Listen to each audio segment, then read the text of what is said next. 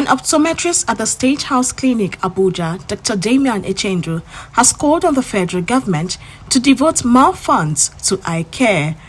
Echendu, who is the past president of Nigerian Optometric Association, said it is regrettable that eye health may not be a priority area of the government.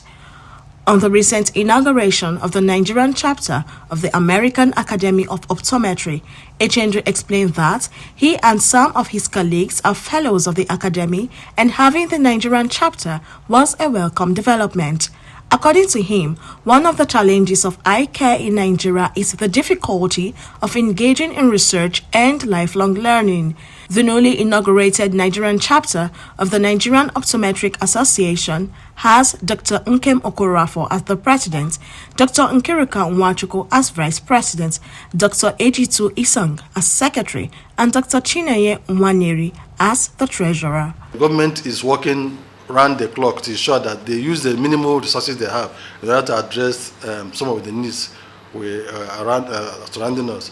Yes, eye health is not one of the priority areas of government, but they also, I believe that with what we are doing, they will also find a way in order to support eye health, because a nation with a population that have challenges with vision should be ready to face increase in poverty, should be ready to face increase in mobility and mortality, and some other societal challenges. I would encourage government to pay also more attention to that by devoting more funds to eye care, because eye and vision care is very, very key in economic development and well-being of a nation. So partnering with the American Academy of Optometry is a way of getting support from them, from the association, as a means of addressing the challenges we have in the country with respect to eye care. For instance, as an organization and as a chapter here, we should be able to partner with them in the area of research. We should be able to partner with them in the area of bringing information that is required in our educational system to improve the standard of education being provided to our younger ones. Also, partnering with them will help us to have access to information that will help us address some of the cases we encounter in the clinics. Because you find that most developed worlds are always current in research. And without research, there's no way you'll be able to address the health challenges that we're encountering these days.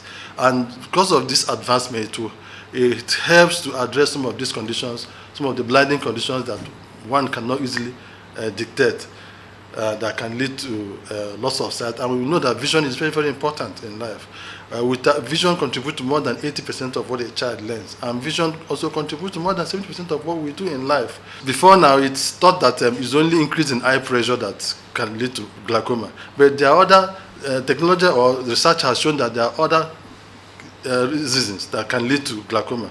And without actually partnering with countries or organizations that are current in research, we will not be able to tap that knowledge or that technology that will help us to address the impending conditions that affect vision, for instance, glaucoma, or even refractive error.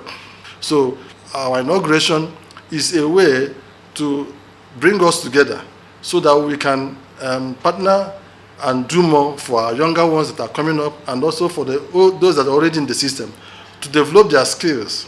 And for us as fellows, we are more or less strive to stay at the top of our career, at the top of our field.